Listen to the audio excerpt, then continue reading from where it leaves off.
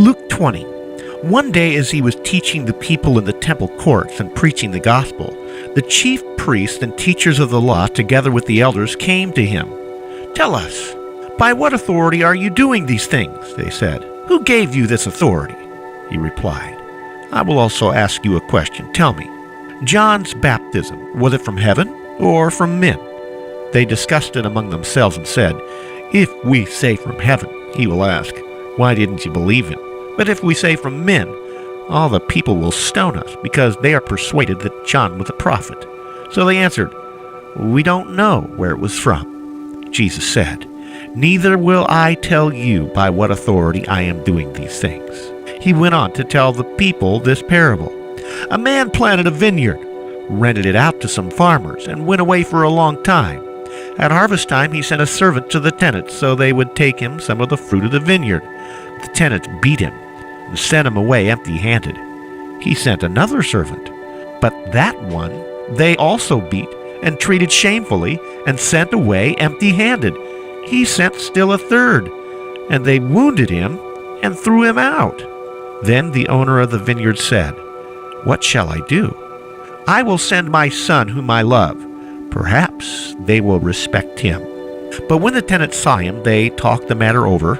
'This is the heir,' they said. 'Let's kill him, and the inheritance will be ours.' So they threw him out of the vineyard and killed him.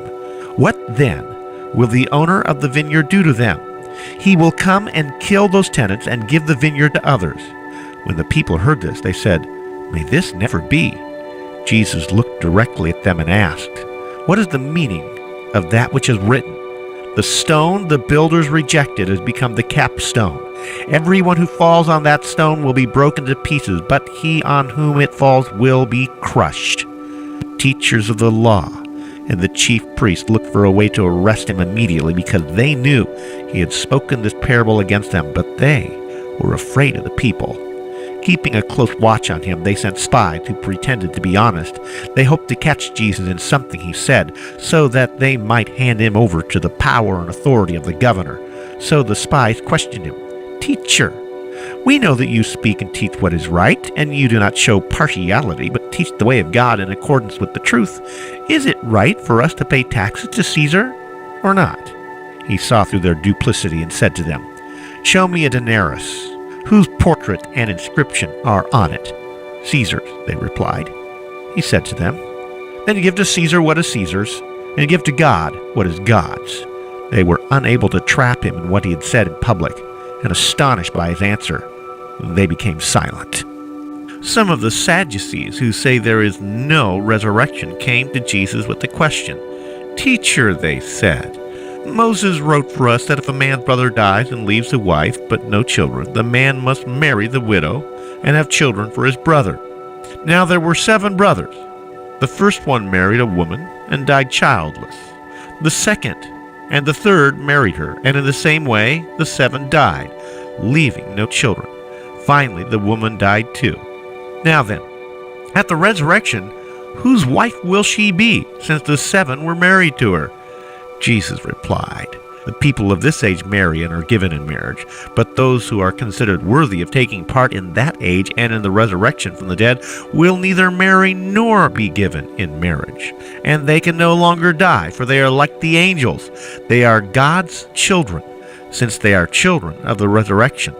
But on the account of the bush, even Moses showed that the dead rise, for he calls the Lord the God of Abraham, the God of Isaac, and the God of Jacob.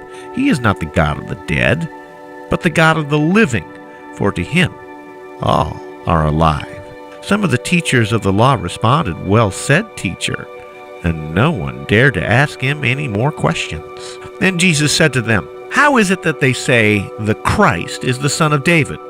David himself declares in the book of Psalms, 'The Lord said to my Lord, sit at my right hand until I make your enemy the footstool for your feet.' David calls him Lord. How then can he be his son?" While all the people were listening, Jesus said to his disciples, "Beware of the teachers of the law. They like to walk around in flowing robes and love to be greeted in the marketplaces and have the most important seats in the synagogues and the places of honor at banquets. They devour widows' houses and for a show make lengthy prayers.